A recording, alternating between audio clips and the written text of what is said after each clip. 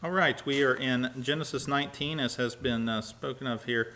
And this, of course, will be God's destruction that he gives to Sodom and Gomorrah here. When we left chapter 18 last week, we found that, of course, that the Lord and the two visitors with the Lord in chapter 18 come to Abraham, and the two visitors leave, and the Lord, who I would believe to be a pre-incarnate version of Jesus, the Messiah, the second person of the Trinity, they're visiting with Abraham.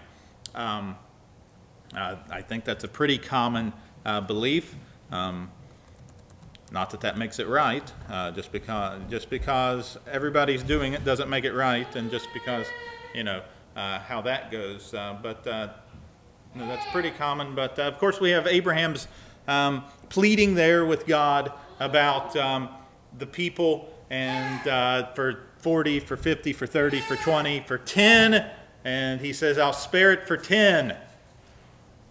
And he leaves off at that. And I wonder, why did Abraham stop at 10? Why didn't he go down to 5? Which I guess within the Quran they have him doing that. Or he goes on down a little bit farther.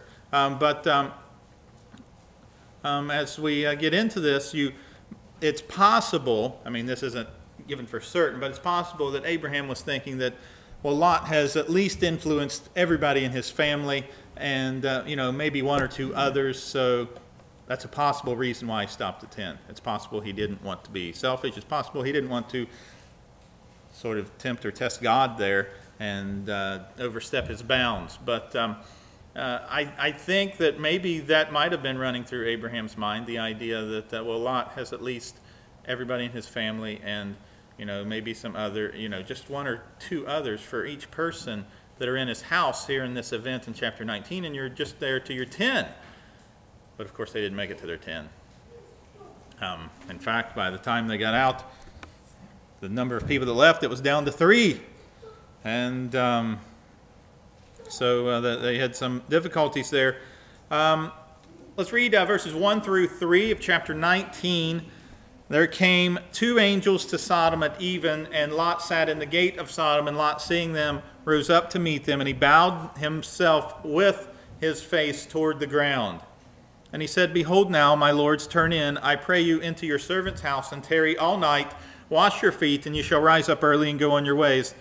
They said, "Nay, we will abide in the street all night." He pressed upon them greatly, and they turned in unto him and entered his house, and he made them a feast, and he did bake unleavened bread, and they did eat. Okay, we'll stop there at verse 3. And Lot is there sitting in the gate at Sodom. And there is a progression of Lot and Sodom, as you can see him looking towards Sodom, then you can see him pitching his tent towards there, he's living there, and now he's sitting in the gates. So we got a little bit closer each time within the book of Genesis as it speaks to us about that.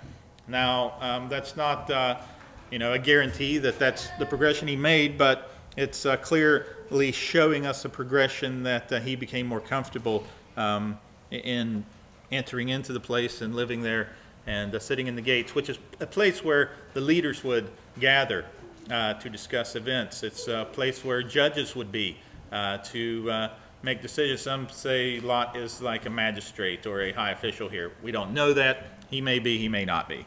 But we do know he's sitting in the gate there.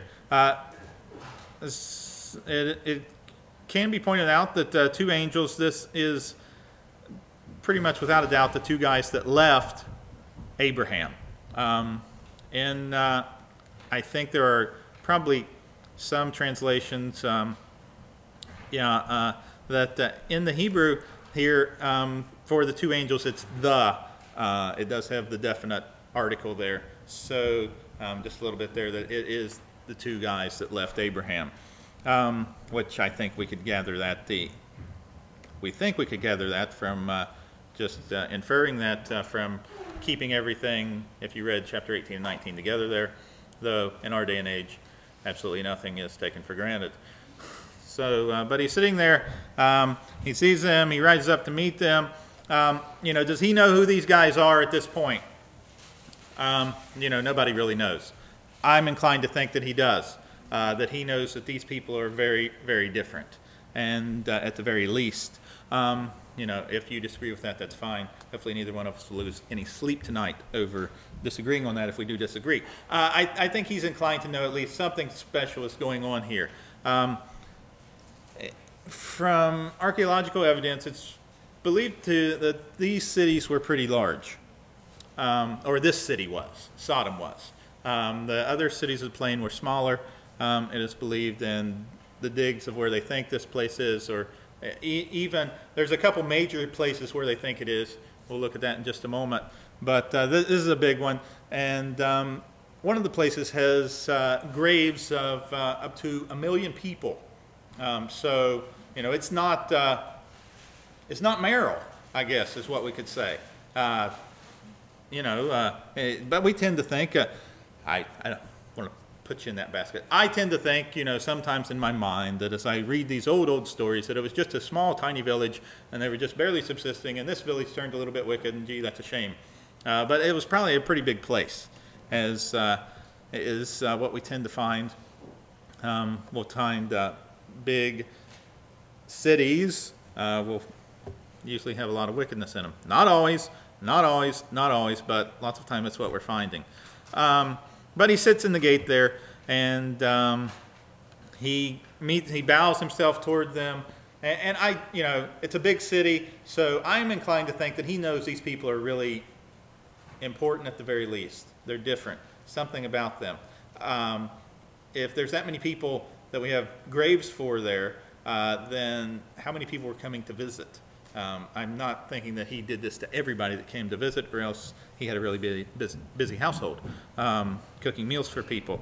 It's almost unthinkable to me that these angels, as it turns out, would, if somebody, I just can't fathom that. If somebody says, hey, do you have anywhere to sleep tonight? No, not really. Why don't you come to my house? No, that's okay. I'll sleep in the street.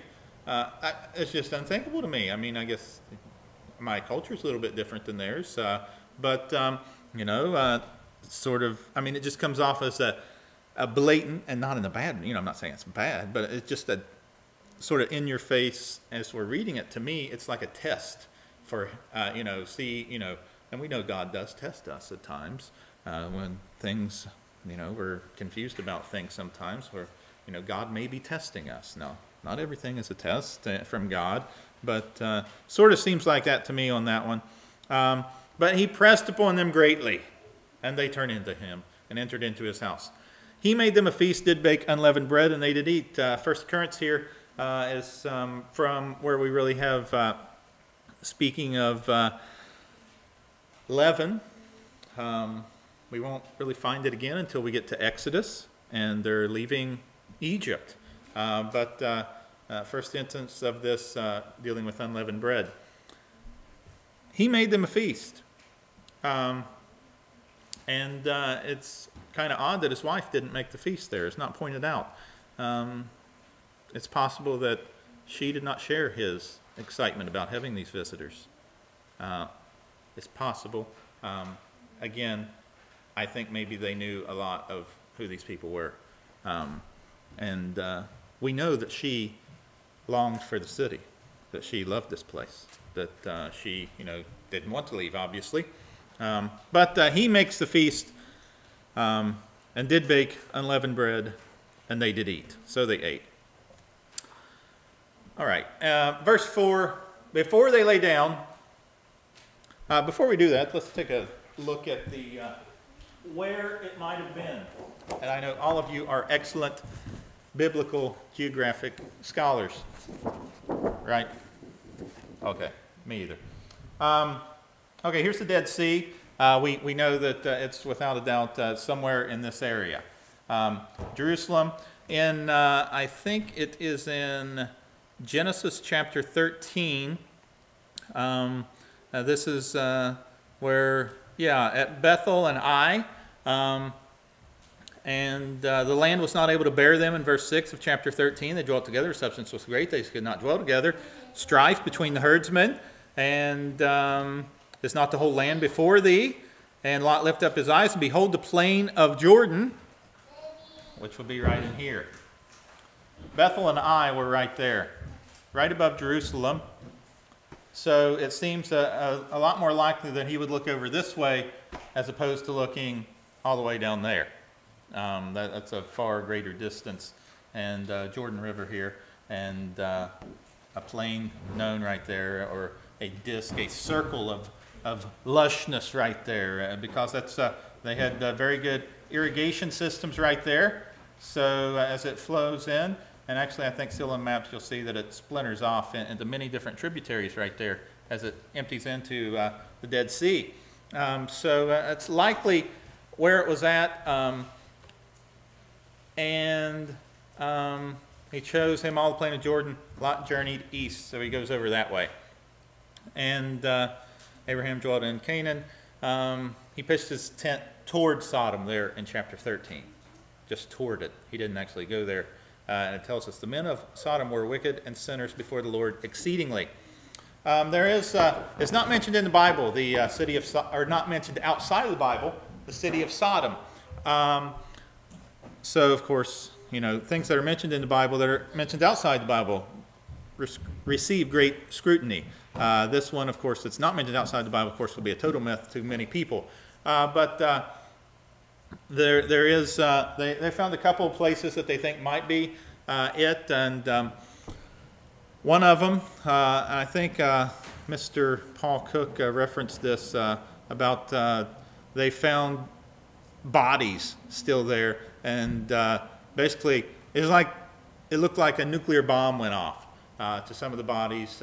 They could tell because knee joints were going in directions that knee joints don't go in. You know, they were just blasted to bits, and they found that, and this was in the north section, and a lot of study is done with this by a guy named Collins. If you want to look at, go home and Google Dr. Collins Sodom, and it'll come up. He thinks it's up here in this area. Some think it's down here.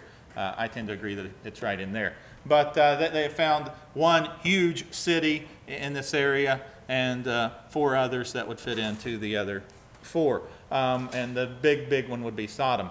And they found also 3 feet of ash deposit up on top of the city. And all sorts of just destroyed bodies. And also it's interesting that as they dig through these areas, they'll find, they'll go down, you know, of course today is today, and then they'll go down through what they call the Iron Age, and which is around 1000 or so, and then coming back down towards AD in that way, for 1000 BC down.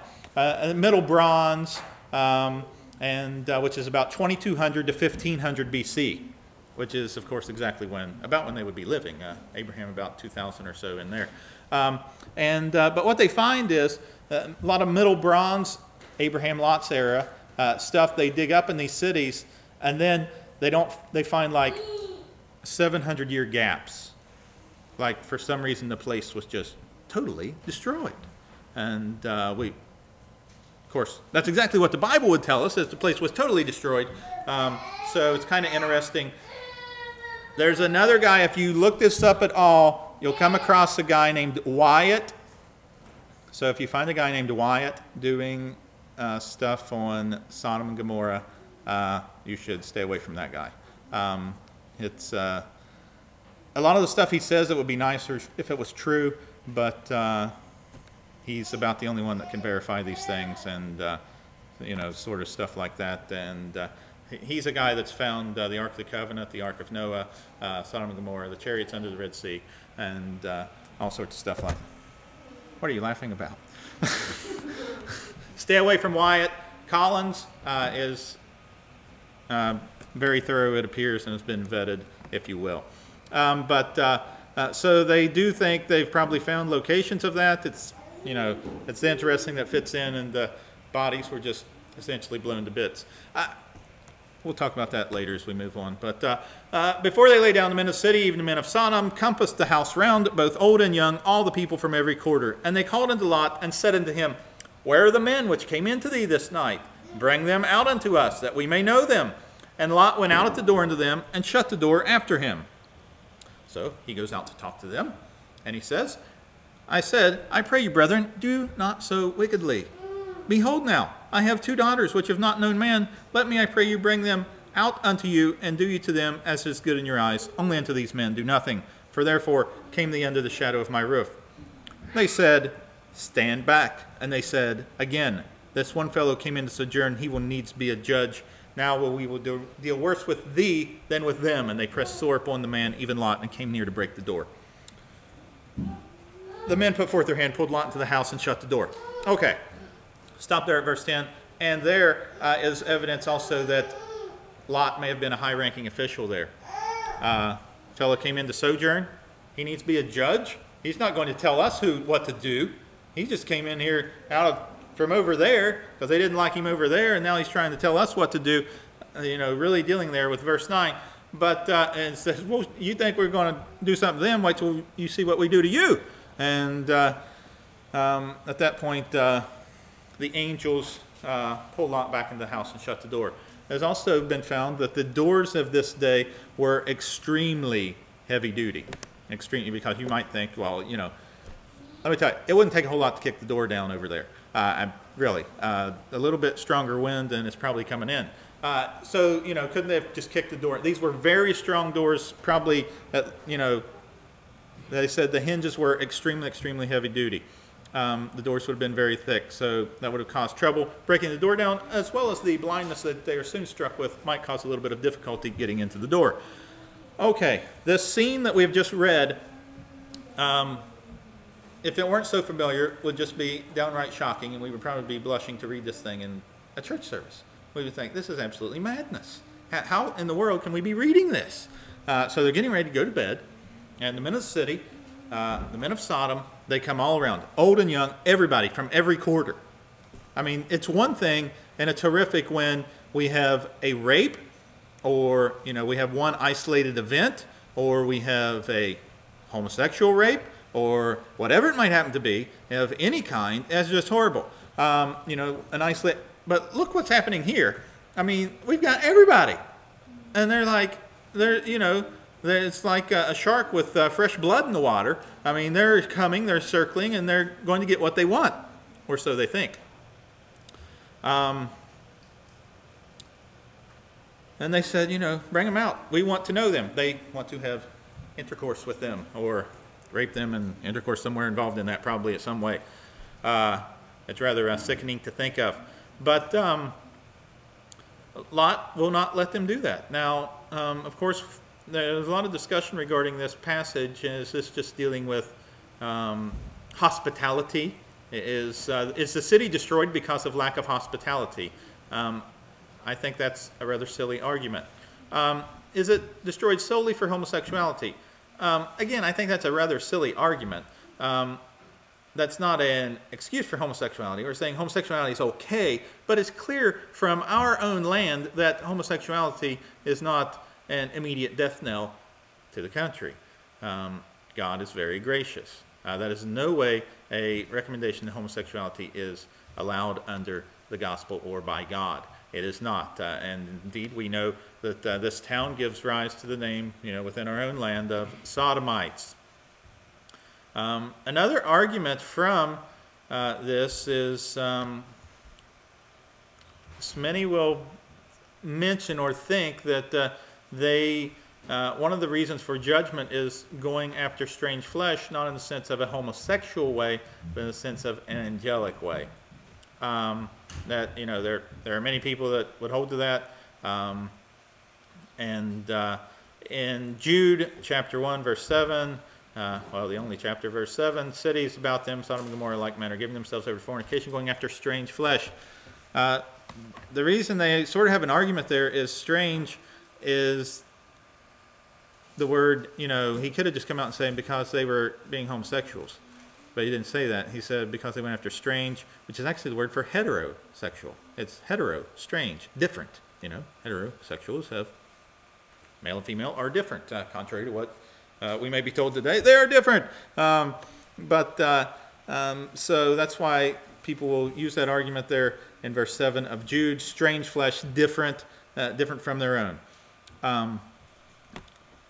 That being said, the primary thing that we should concern ourselves with here, I believe, is the homosexual argument. I mean, the angelic argument is something to look at there, but most of us probably aren't dealing with angelic, relations in the culture we live in.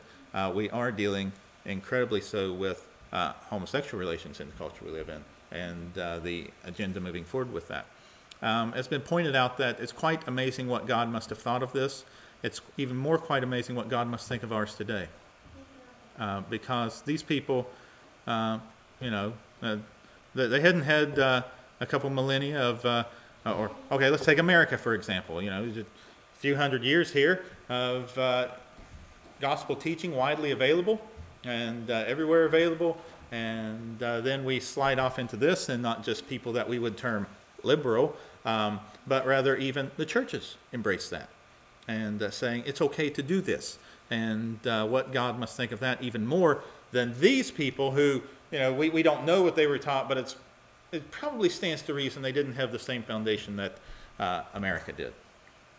And then, as crazy as it would seem, it gets even a little crazier in verse 8, which Lot offers his daughters, who are virgins, to these individuals. Bring them out and do whatever you want to these. Only unto these men do nothing. I really have great difficulty on offering any comments under this verse other than to say this man is truly out of his mind. I don't understand how he would do that. He's like, he's offering the hospitality, the hospitality argument. He's just protecting the hospitality. Did it ever occur to him to say, no, you can't have them, you can't have the daughters, you can't have anybody, now get out of here? That's another valid thing he could have done there. I don't know. Perhaps he knew he's obviously seen these people operate before. And maybe he knew they would stop at nothing. So that would be an argument that Lot doesn't know who is really within his house. If he really knew, he would know that these guys can dispense with these individuals whenever they want. This also tells us, it's such a twisted chapter, just altogether. But this tells us a little bit here that Lot still had some influence living within this wicked culture, and the fact that his daughters were still virgins. That being said, I have no conceivable idea how he would offer this, but he did. And that does nothing to appease them. Does nothing. Nothing at all. What does that do to the townspeople? Oh, that just makes them mad. It's like, how dare you tell me what... How is that a familiar argument? How dare you tell me what I can and cannot do? Who are you? Who put you as judge over me? And you're just some stranger that came in here to live. We don't need you. We're really going to show you something now. So they come, they're ready to break the door down. The angels pull Lot back in and shut the door. Verse 11, they smote the men that were at the door of the house with blindness, both small and great, so they wearied themselves to find the door. They could not find the door. It's stated this is a particular type of blindness that is only mentioned elsewhere in 2 Kings 6:18. That's with Elisha, affecting the... Boy, I can't remember who he was dealing with there.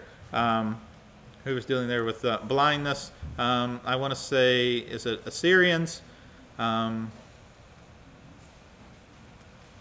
anyway, they say it's more of a type of blindness where it causes just mass confusion as opposed to just total darkness. I don't think it really matters which one it is.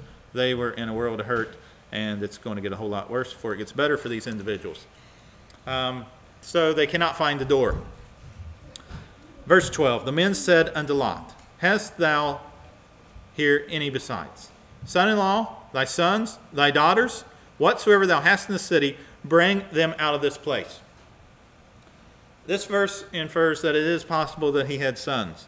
It would be the only place it's really mentioned that he would have had sons. But it is possible. And that really makes the interesting argument all the more for the number 10.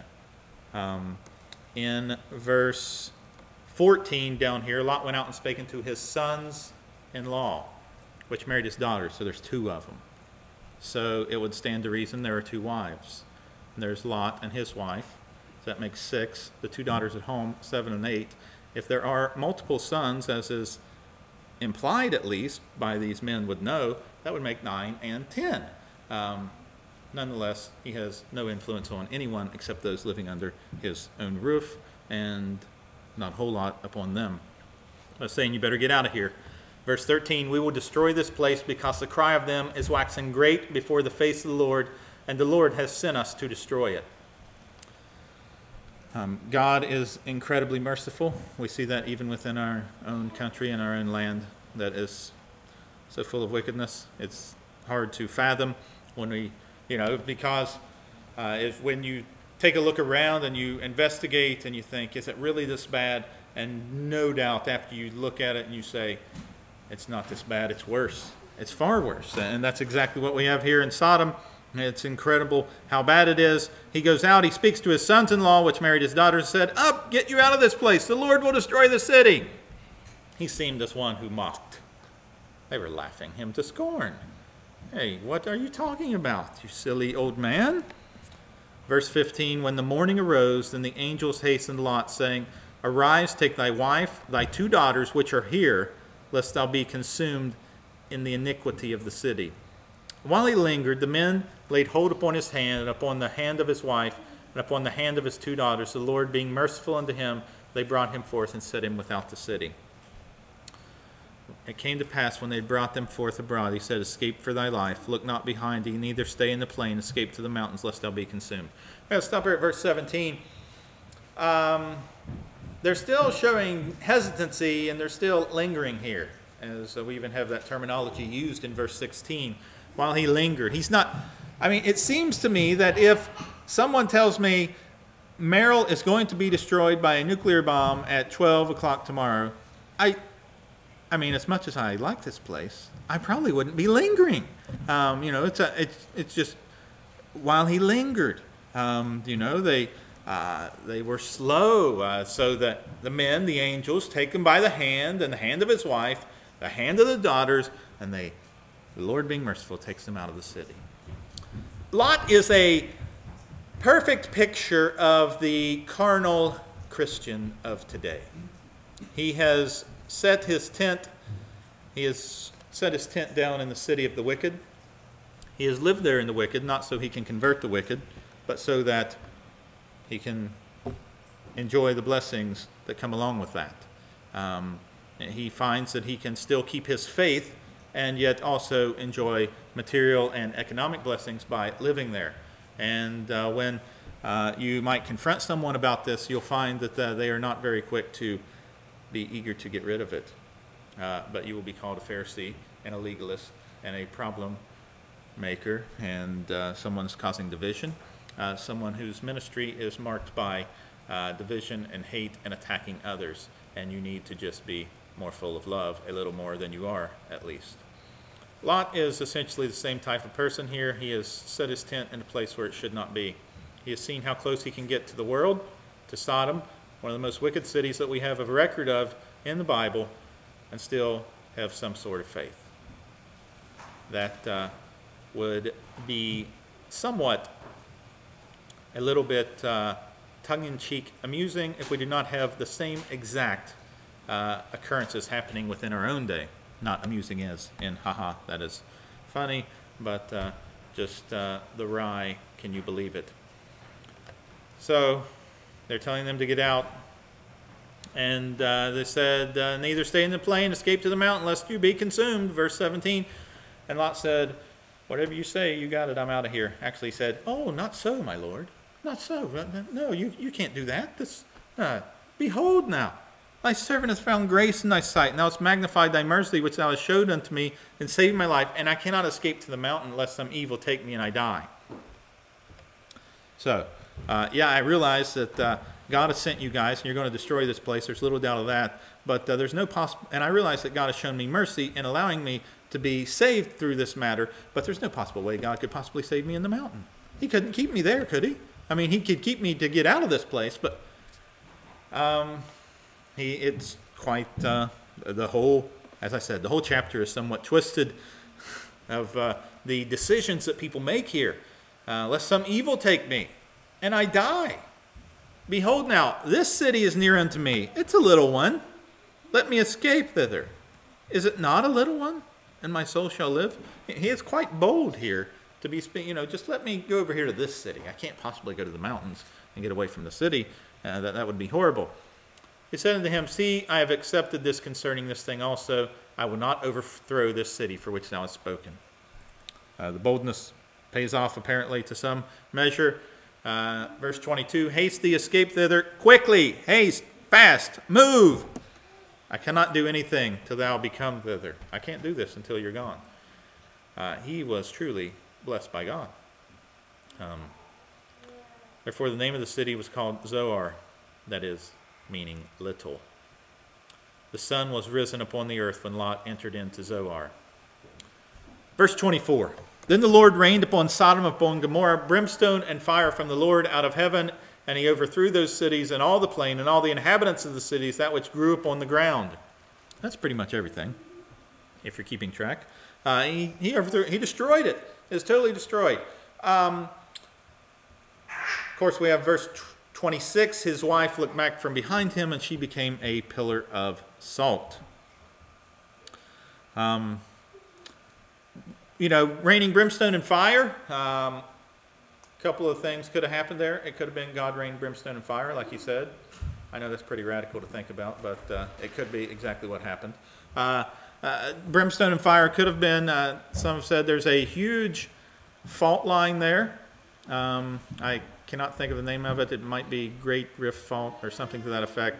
There in Israel, anyway. Look it up if you want. But it could have been a massive earthquake that emitted large volumes of sulfur, and lightning came down and struck it and ignited it to cause the fire from heaven. There are many other multitude of things people come up with for a natural explanation. We do not have to have a natural explanation, though the earthquake and the sulfur is certainly plausible. But he overthrows the cities, all the inhabitants. His wife looks back, becomes pillar of salt. Abraham got up early in the morning to the place where he stood before the Lord in verse 27.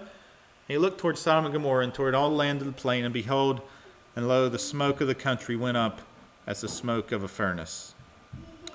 I wonder what's going through Abraham's mind at that point. He's like, he pleaded with God for, spare it for 10. And God says, okay. And he's got to be thinking, well, Lot's at least kept some semblance here of the faith, and there's certainly 10. And he looks toward Sodom and Gomorrah, and smoke went up as the smoke of a furnace. The place is just burning. And it came to pass when God destroyed the cities of the plain that God remembered Abraham and sent Lot out of the midst of the overthrow, when he overthrew the cities in which Lot dwelt. So, clearly from this verse, when we go back and say, if people bless you, I will bless them, the blessings that Lot had had with Abraham are carried forward here. The reason Lot is saved is because of Abraham. The blessing he gets from that. Lot goes up out of Zoar. Well, hold on a sec. Why did he go up out of Zoar in verse 30? I thought he was dying to get there. One wonders what happened there. Of course, we're not told. We don't know. It's certainly possible that the people didn't want him sojourning there either. You know what happens when you come to town? The whole place gets blown up. We don't want you here. You'll probably be telling us how we need to repent of our wickedness, like you told those other people what to do. We don't know that's what happened. It's very likely that is exactly what happened. But he goes to Zoar. He pleads for the city. The fact that he spared them is probably of little consequence to them. He dwells in mountains and his 2 daughters with him, as the chapter takes another twisting turn. His 2 daughters with him, for he feared to dwell in Zoar. Why did he fear? He dwelled in the cave, he and his 2 daughters.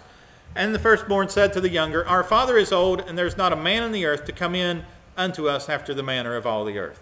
Come, let us make our father drink wine. We will lie with him, that we may preserve seed of our father. And they made their father drink wine that night. The firstborn went in and lay with her father, and he perceived not when she lay down, nor when she arose. And it came to pass on the morrow that the firstborn said unto the younger, Behold, I lay yesternight with my father. Let us make him drink wine this night also. Go thou in and lie with him, that we may preserve seed of our father.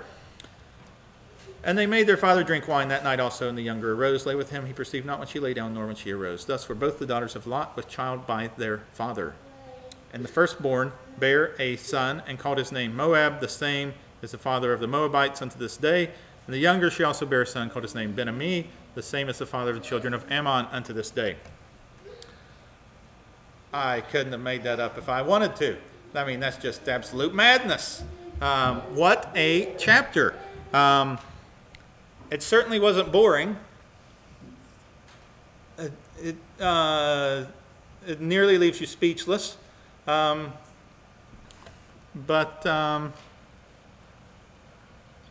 Notice that in leaving the city quickly and everything they left behind, they didn't neglect to bring a couple bottles of wine.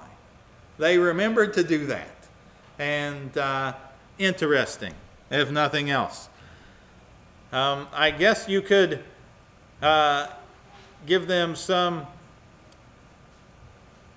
prop for wanting to fulfill the command to be fruitful and multiply, though certainly not the way God intended it to be.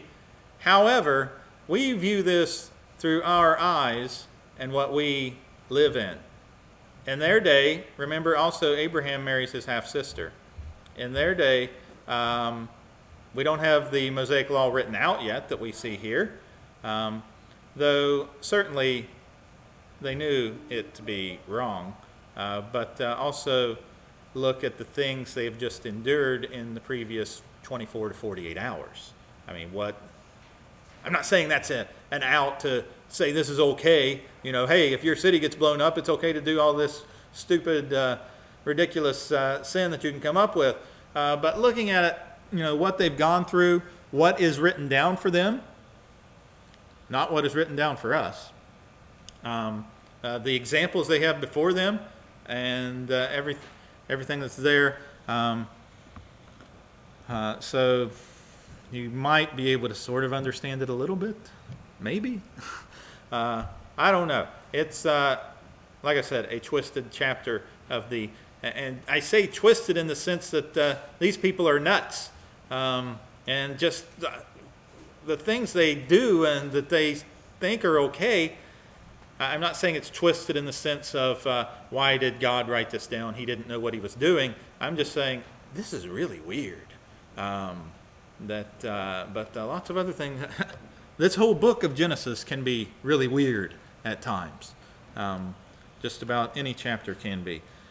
In the sense that it's strange to us, not that it's bad or God messed up. But, okay, we know these two nations caused a great deal of trouble at times for the Israelites.